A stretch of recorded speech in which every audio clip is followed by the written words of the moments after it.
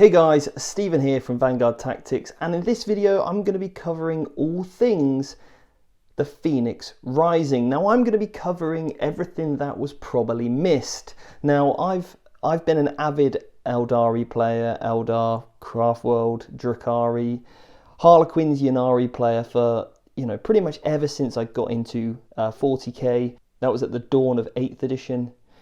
So I've got a really good experience with Eldari. Now, I'll be honest, when I first looked at the Phoenix Rising book, I was quite disappointed. It didn't really have, since the Space Marine drop, it wasn't as obvious as some of the power combinations.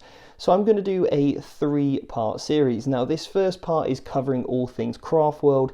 Part 2, we'll look at Drakari. Part 3, we're going to look at Ynnari. As there wasn't anything for the Harlequins, we'll obviously save that for a later date. So in this video, what I'm going to be going over is in detail some of the most competitive builds for the Aspect Warriors. I'm going to be covering the runes of battle that have just also been released, and then also the Craftworld traits. And then at the end of this video, I'm going to cover some like plugins or list combinations or units that you can start to think about to add into your list. You could probably put some of these together and formulate a really good competitive list. So if you are looking for a competitive build, then you're in the right place, and you can certainly use some of this stuff that I'm going to be covering.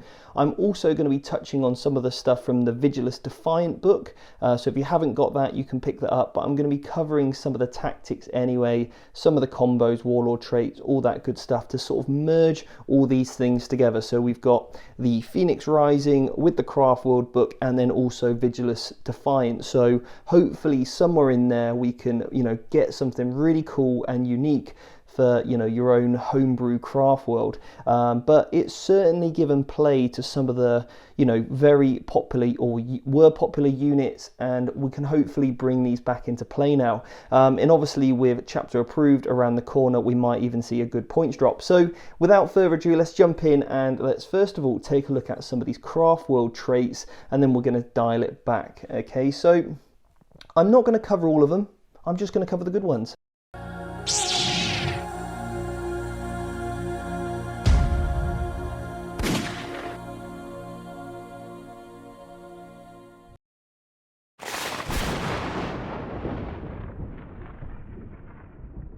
As you know, Vanguard Tactics is dedicated to helping you become a better 40k gamer. So why don't you check out the free ITC Masterclass video series on how to become competent and comfortable with the ITC Mission Pack. So head over to www.vanguardtactics.com and sign up for your free place on the course. So let's kick off with number 1, and that is Hail of Doom. So again, a lot of these ones I thought were quite situational, but Hail of Doom will actually come up quite a lot, and it's basically an additional -1 AP for all of your shuriken weapons. Now, doesn't sound like much, they're only strength 4, but remember, the power of the craft world is to be able to advance move, and then also fire assault weapons without the penalty. So that's their real power, is their sort of speed and maneuverability to get around the board. Now this additional -1 AP is really helpful, especially with the marine meta that we find ourselves in at the moment. So for me, that's definitely a goer, and you'll see why later with some of the builds. Now, the other one that I really like, that I'm probably going to pair these two together, because obviously you get to pick 2, is Ignore Cover. Okay, so a lot of the strategies now that we're seeing, things like the Space Marine Raven Guard or Stealthy or the 2 CPs Prepared Positions, units are getting a cover save now, and because cover in terrain is becoming increasingly popular within the game, having something that completely ignores that is really good. So let's look at these 2 combinations now. You've got, let's say, a unit of Space Marines in cover. They've normally got a 2-up save. Okay, so if you're gonna, let's say, put 12 shots on them, they're only gonna fail 2 of those, whereas with a -1, and ignoring cover, they're now on a 4-up save. So that's a huge difference there from this literally one plugin. So really liking that, and that's obviously going to favour some Dire Avengers, Guardians, and also some jet bike builds. So we're going to cover that later on as to some sort of combos I would add in there, but that's where my head's at for that pairing. The second pairing, what we've got is Savage Blades. Now this is when you make a charge, you get to reroll 1s to hit. Now a lot of the synergies in the Book of the Eldar come from farces, so typically, you know, a lot of your HQ options are just going to be basically casting powers. The Autarch is good, that does give you a reroll 1 bubble, but they're not as common as you might see captains, Chaos Lords, all that kind of stuff. So having units that are you know, able to drop in, hit hard in combat, getting this reroll 1s is really strong, and you'll kind of see why at the end of this video some of the pairings that I'll add in with that. Some unit choices that you might find are really useful, because the Eldar are one of those that can play in all phases of the game, and that's their real strength. Is, you know, they can actually play very well, obviously in the movement phase, going even back from that to deployment phase, with Phantasm being able to redeploy units, being able to put units in deep strike, with units that have that innate ability anyway, with planes being able to get around wherever they want to, and then also in the movement phase, like I said, being able to advance, still shoot, all that good stuff. So they're really quick. So combining that speed with the ability to drop down from deep strike is really great when you're getting that reroll 1s, because now you can have an Autarch at the back giving you reroll 1s to hit bubble, and now you can then also have a, you know, units dropping in with reroll 1s to hit in combat without sort of risking your warlord, so to speak, if he is. Now the next thing, the other pairing I would put with that is called Headstrong. That gives you +1 charge. So now these units that are coming in from deep strike, they're on an 8, which is a lot more, you know, statistically likely than a 9. Now it might not sound a lot, but when you start to look at using a reroll, then that's really strong, especially when these units really have to make their charges, and there's certainly ways to even improve that further, which we'll come on to. So really like that pairing, the reroll 1s to hit, and then also the +1 charge. So next up, we've got a Prophecy. Okay, now I looked at this and I thought, do you know, I probably wouldn't ever choose this, but actually thinking about it, being able to convert any, or basically 1s count as 2s when you're rolling psychic powers. Now again, that doesn't sound very great, but here's the thing, this is perfect in a Supreme Command detachment. Okay, so let's say you're taking a couple of Warlocks and a Farseer, your, you know, likelihood of getting these powers off are going to be massively increased. So obviously you can use the Seer Council to get +1 from the Farseer and a Warlock. So typically powers such as Jinx or Quicken, these are powers that, you know, the Eldari player Doom really relies on. Guide, you name it, these powers are so strong, and also they, you as an Eldar player, you live and die by your psychic powers. So as a Supreme Command detachment, and remember, when you cast runes and, you know, these buffing powers, they can go on any Eldari unit, so it's not any Craftworld unit, not I misspoke there. They can be cast on any Eldar Azurani unit, not necessarily just friendly Craftworld. Okay, so this is the power of having this, and I'd probably pair that with having a cover save if they're over 12 inches away, just to give them a little bit more survivability, or maybe you know, I think there's one that gives you +2 movement, that could be useful, but really I think having that cover is really nice, because with that Supreme Command, or what you could do is take them in a battalion with, just to get you some CPs, with some Rangers. So now these Rangers are getting that additional cover save. They're not too fussed about much else, so actually that's going to be a really good way to sort of pair those in together. So then next up, we've got my favourite at the moment is Expert Crafts. This allows you to re-roll a hit and re-roll a wound for a unit. So what we want here is vehicles that are extremely powerful, with extremely powerful weaponry, that do minimum shots so that you're going to maximize your ability to use those rerolls and wound rolls. Okay, so what we're looking at here is things like vibro cannons. We'll come on to those, like so support weapons, anything that can take a bright lance, so war walkers, vipers, Wraith Lords, and then also Dark Reapers in small MSU units. So that basically, you know, if you had like 3 units of 3 Dark Reapers, that would be really good here because you only get 1 reroll per squad. So this means now the guide can be placed elsewhere if you're using that power, and these guys are going to be you know, potentially re-rolling 1s to hit from an Autarch anyway. This can all go in 1 Wave Serpent to keep these 3 units protected, and when we come on to the aspect shrines later, you see why that could be a nice little powerful combo, but I'm already getting ahead of myself. So a re-roll a hit, re-roll a wound, and I'm probably going to pair that with either Ignores Cover or Wraith of the Dead. So this was something that I was looking at, and I really think Wraiths or Wraith constructs are going to get a huge boost. I can kind of feel it in my waters when it comes to chapter approved, and basically the Wraith of the Dead allows you to reroll wounds of 1. Okay, so again, I'm going to come back to some really strong combos later on using some Wraiths, but I'm really hoping that they do get a points drop and some little buffing abilities, but they have got a Wraith units themselves have got a buff recently with the sort of popularity of Haywire, the popularity of Imperial Fists that get +1 damage against vehicles. Wraith constructs are not vehicles, so Wraith Lords, Wraith Knights are not vehicles, so actually you're not going to get those sort of bonuses, so that makes them a little bit more durable.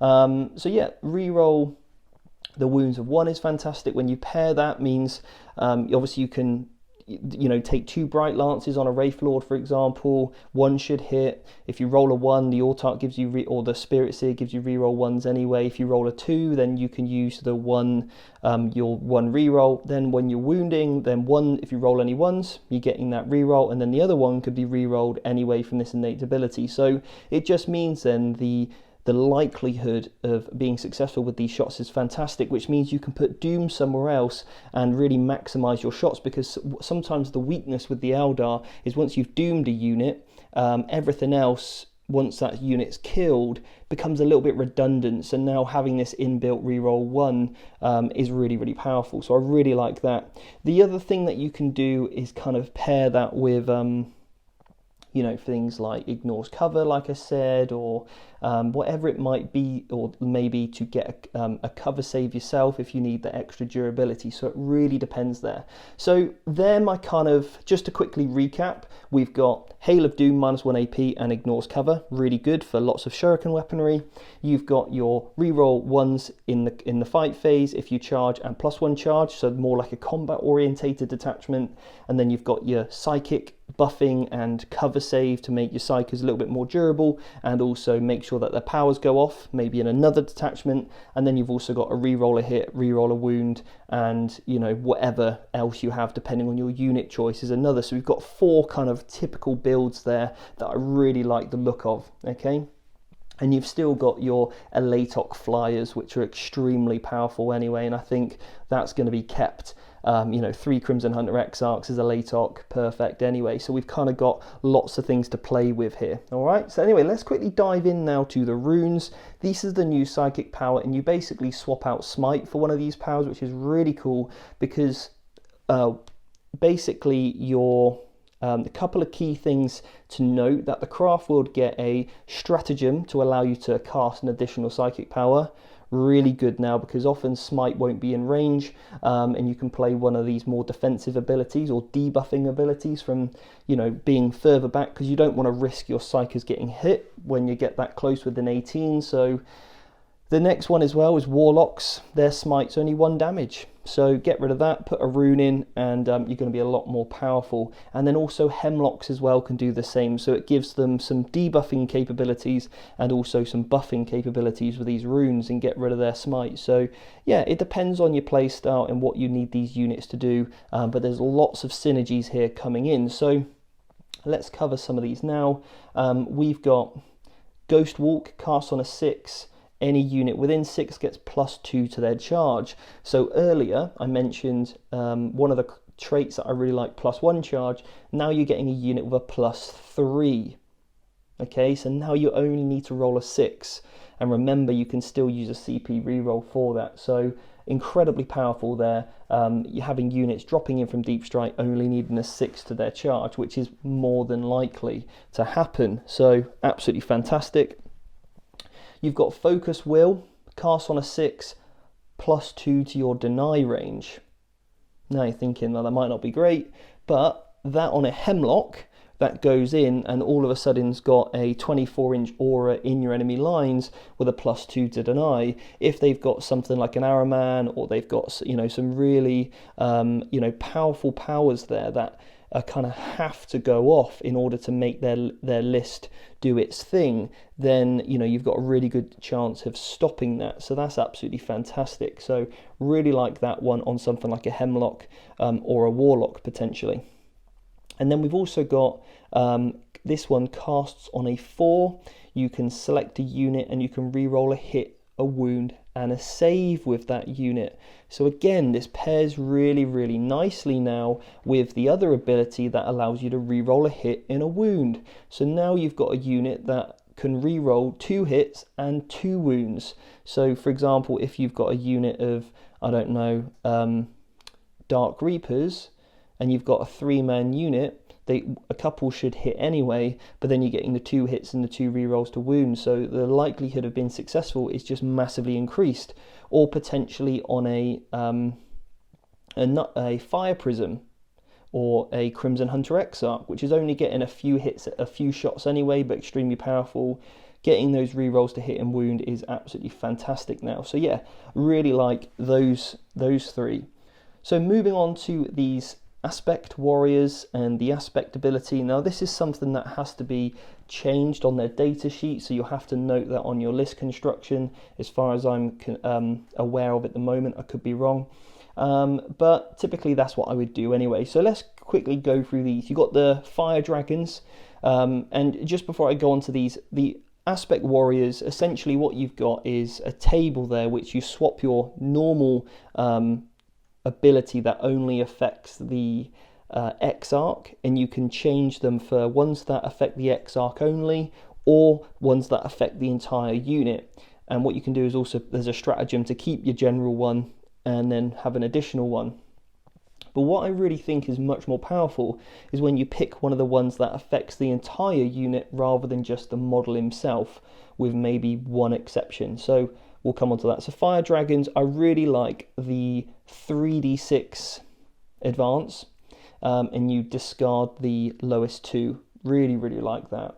I think that's absolutely fantastic. So you've now got that, likelihood of rolling a 6 on, or a 5 or a 6 on those 3 dice, which just means that, the unit that are maybe jumping out of a Wave Serpent, you can get out 3 or basically 4 inches, because you only have to be within 3. So you're kind of looking at, like, let's say 3.5 inches there. You're then moving in 8 inches. So you're now up to 11. And then let's say you roll a 6 or a 5. You've got like a 17-inch move now, which is brilliant. So that 17-inch move with a 12-inch range weapon, that is 30-ish. 29-inch range, threat range, absolutely fantastic. And because the Wave Serpent's so durable anyway, it's a really good way of getting these units around the board. And then you're able to ignore screens and all that kind of stuff because you're actually deployed on the table. The other thing that I quite like is reroll the damage with the Exarch himself, because it's a D6 weapon. Rerolling a damage roll is always nice. It just saves you having that to use a CP, but I think you'll always go with that 3d6 advance, to be honest. Next one is the Dire Avengers, and the only really good one that I like is a +1 to hit and wound roll. Okay, this means now shuriken weapons are going to be kicking off their -3 on 5s, but this only works if you lose a model from that unit. So really what we're looking for is big units of 10. You know, you might lose 1 or 2 from shooting or something in a previous turn, and then you know, this unit's going to be a lot more, you know, deadly, because you're getting that +1 to hit, hitting on 2s, re-rolling 1s probably from an autarch, and then you're wounding, you know, you're wounding knights on 5s now, and every 5 you do roll is a -3, and then if you combine that with Doom, re-roll all those failed wounds, and you combine that with Jinx, so he's now on a 5-up or a 6-up invulnerable save, you know, you're going to start to get a lot of these wounds through, which is really, really nice. And really with these Dire Avengers, you want to make sure you're taking the 5-up invulnerable save ability with the Exarch or weapon, the Shimmer Shield, and then what you're probably also doing is giving them Fortune, a 5-up, Feel No Pain, so that, you know, when the enemy does fire at them, they're only going to kill 1 or 2 anyway, because you're a lot more survivable. Okay, so I really like that. And then you start to stack that with, you know, the ignores cover and all that good stuff, you know, really becomes a much more powerful unit there. So I really like that one. Next up, we've got Reapers, and 2 that really stand out for me: re-rolling the number of shots with the Tempesta launcher. So if you're taking the Exarch with the Tempesta, which fires indirectly, really, really nice, especially if you're taking the 3 units of 3, because then you can take 3 Tempesta launchers, you know, have an autarch with them, re-rolling 1s, hitting on 3s, lots and lots of shots coming out from literally one small area for about 300 points.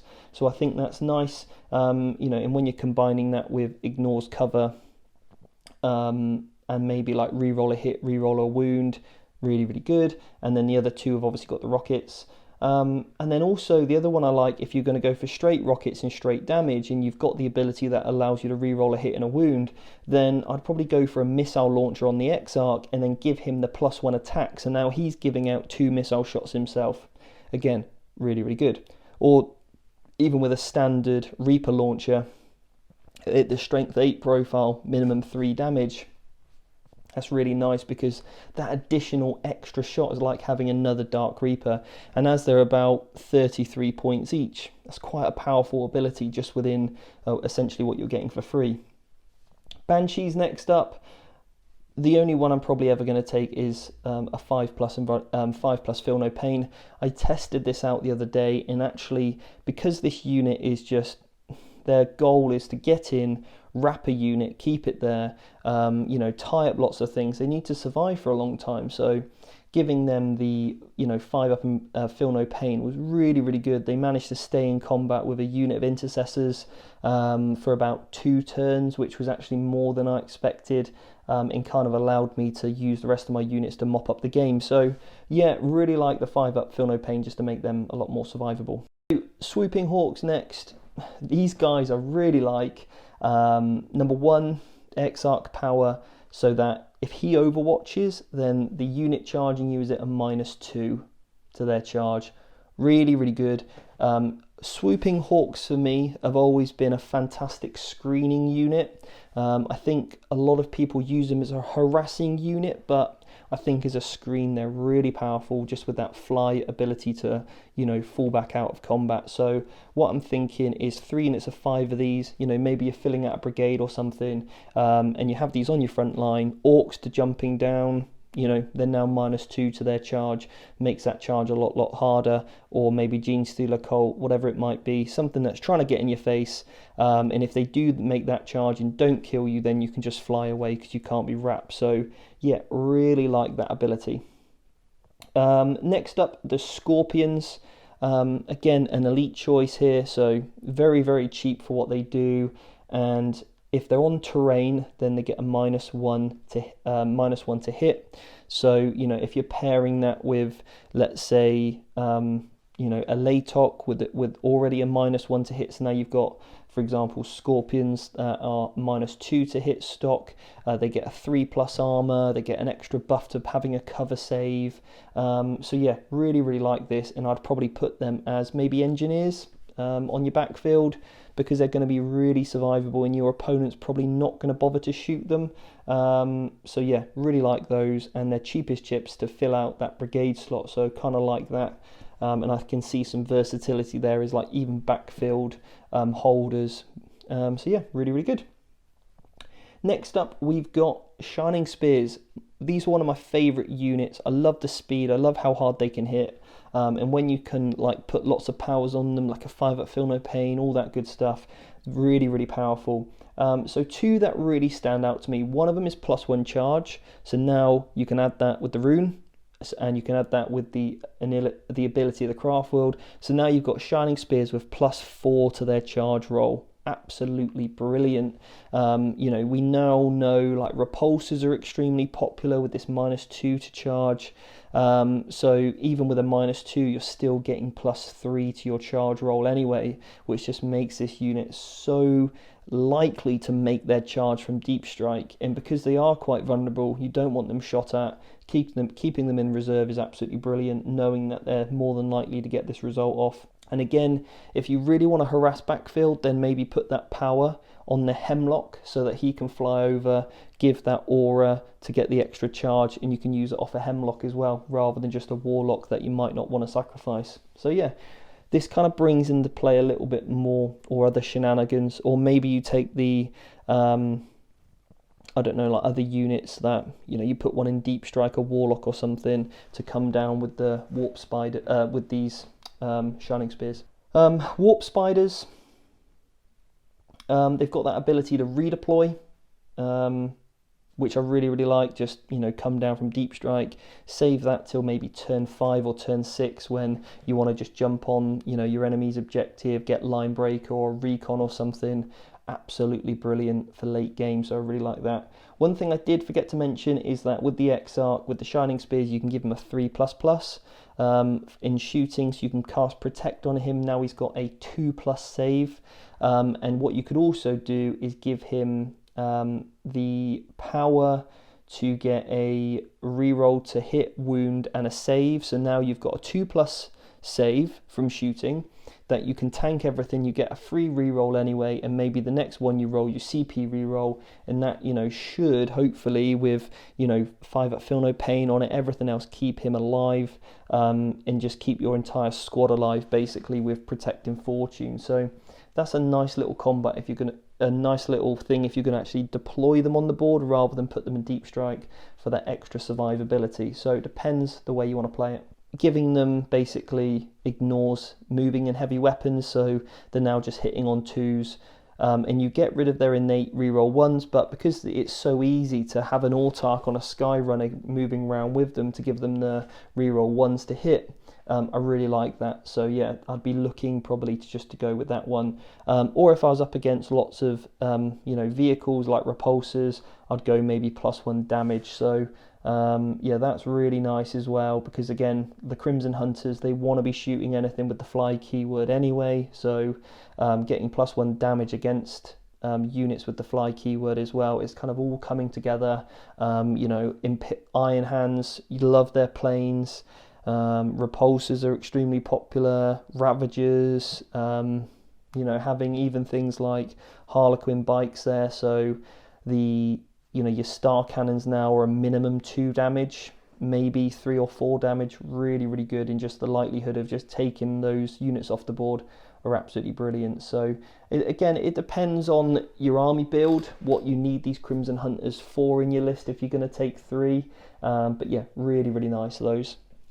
And again, I'd probably pair that with either a Latok or the ability to reroll a hit, reroll a wound, depending on kind of what you want to go for, and obviously what detachment you've put them in. So that's about that. Now, from Vigilus, there's 2 things that I want to touch on. One of them is the Wind Rider Host, and I really like this one because for 3 CPs, it's an aura buff within, for example, 6 inches of a Farseer. Everyone gets -1 AP. So you're like, well, 3 CPs, that's quite a lot. But when it's quite easy to fill out a brigade with Eldar, you've got plenty of CPs anyway. And then what you can do is combine that with a couple of things. So this goes on to one of my builds that I'm going to start to talk about, is 3 units of 9 jet bikes, but with shuriken cannons rather than scatter lasers. Because what you're going to do now is you're going to stack on the -1 shuriken AP and ignores cover. So now all of a sudden these, you know, Space Marines are on a 5-up save because you're ignoring cover, because they would have been normally a 2-up, and then you're getting the -1 for shuriken. So now they're back to a 3-up. They're now on a 4-up. This additional -1, they're on a 5-up. And this, because this is an aura, it doesn't matter what unit you shoot. Everything's getting this. So no matter what you shoot, you know, you're basically stripping off -3 with 1 from the cover and then 2 from the extra. And if you apply a Jinx to a unit, that's going to help you out somewhere else. Apply Doom, that can also go down. And also, I think it might be 2 CPs, but the Farseer can also act like a lieutenant. So for that one turn in which you need to literally decimate everything, this could be the one that you play. You know, maybe it costs you 5 CPs, but if it's enough to deal enough damage to really take your opponent out of the game with that many shots, then, you know, why not? You're literally getting 100 shuriken cannon shots there pretty much, so that's going to do a lot of work. So yeah, really like that combination. And then basically the Wraith Host. The Wraith Host then, which again was probably overlooked by quite a lot, but now with some of these combinations coming in, with the additionals to charges, you know, Wraith Guard with Wraith Blades, I think are gonna, or the Wraith Guard with the shield, and the axes, giving them +1 attack, giving them reroll 1s, and then also having them, for example, get the +1 to charge, and then maybe another +2 from a rune, means you can keep these guys in deep strike. They can drop down, make their charge, wrap something, tie it up. Again, that's, you know, really high toughness, lots of wounds, super durable, and hit like a truck. So I think that's really, really nice. And then also what you can do is re-roll your charges from a Warlord trait. So again, really nice ability there to stack that in with, you know, the added 2 from a Warlock or something, or a Spirit Seer. So lots of, you know, buffs to add in there. So you're not only like, let's say, a +3 to charge, but now it's re-rollable as well, which is great. And then what you can do is transfer your invulnerable save from a Spirit Seer to that unit. So now you've got a Wraith Guard unit with potentially, and then obviously you protect them because they're infantry, a 3++ invulnerable save. So again, really, really powerful there. If you went for Wraith Guard with the, you know, shooty weapons with the Wraith Cannons, and if they have the ability to reroll 1s to wound, and then also maybe the reroll a hit, a wound roll would also be great with those guys. The other thing, if you're going really Wraith heavy in going combat, you probably wouldn't go reroll 1s to hit because you'd have a Spirit Seer nearby, and you'd probably go +1 charge and reroll 1s to wound instead. So that's probably the combination you would go with that. Add on the extra attack, and maybe cast on them Empower to give them, sorry, not Empower, Enhance, which is +1 to hit. So now the -1 to hit sort of negates. There's loads of cool stuff you can do with these units, and I'm super excited to start to play Eldar again. So anyway, let's conclude this with some builds, okay? Number 1, like I said, take a Farseer, a Warlock, an Autarch, and then 3 units of 9 jet bikes, all with shuriken cannons. Really like that. And then probably adding in, you know, 3 units of 20 Guardians, and just go for absolute shuriken death. Put all the Guardians up in deep strike, or 2 units up in deep strike, and then 1 unit on the board perhaps, or maybe just take 2 big units and a unit of Rangers just to keep it cheap, for some backfield. And yeah, basically you've got all these guys, you know, you've got all the bikes, and then the 2 units of Guardians drop down within 6 inches of this Farseer, you know, up in their grill.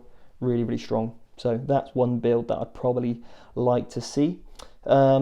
I would also like to see another build with 9 vibro cannons, all rerolling to hit and wound on each squad, because vibro cannons are really, really good. They're a little bit underrated, but the strength, they get like D3 shots, I believe. It might be 2, or so either D3 or 2 shots. And essentially what these guys get is that they're heavy D3, these guys, and for every one that shoots at it, it's strength 7 -1 2 damage. But if you're ignoring cover, again, that's fantastic, added into these guys. You're re-rolling a hit and a wound, and every one that you add on to that, you're getting +1 to wound, and also -1 to the AP as well. So this can build up to a maximum of -3 and a +2 to wound. So, you know, your strength 7 there. So against knights or repulsors, normally you need a 5. That goes down to wounding on a 3. Everything else it's 2s. You know, your -1, which goes up to a -3 with Jinx, pretty much -4. Ignoring cover as well. So yeah, some huge benefits there. And then I'd probably add in maybe 3 fire prisms, because you've got the stratagem, that's really nice. But if you don't want to use the stratagem and you just want to pick off different because like small multi units, or like venoms or something like that, so there's no real big target to use the stratagem on, like a knight, because we are seeing a lot more popularity in small little elite units, especially with the Space Marines and things. Then yeah, maybe just having a reroll a hit, reroll a wound with the 2-shot cannon from each fire prism is definitely the way to go there. So yeah, I think like a detachment for heavy support, put an autarch in there, everyone's re-rolling 1s, and you're re-rolling a hit per unit, so that you're saving that for the 2s, and you've just got extremely powerful fire base. And then probably up front I would have 3 units of those swooping hawks to basically be the unit screens essentially. So really like that as a combination that I think would work well. And then finally, my last plugin, 2 units of Wraith Guard in Wave Serpents, and then also the unit of 10 man with axes and a Spirit Seer as well to go in the Wave Serpent. So I really like that. I think there's some really strong, powerful builds that, you know, people just aren't looking at the moment, and I think I've got some really good plays. So anyway, guys, hope you liked this video. If you did, please give it a thumbs up, and if you haven't done so already, check out our free ITC Mastermind course. It's completely free, where I teach you all about the ITC and how to become a better ITC general. You know, helping you with the primary mission, making sure that you're, you know, really on point with absolutely everything. Go sign up for free. And then also what I do is I send out a weekly email where I just share some of the things I'm learning about when I'm practicing, and sharing some top tips from, you know, my own experience playing as well. So if you want all that great free content, you just need to follow the link below. It's a really good series. Check it out, and I'll see you on another video. Take care.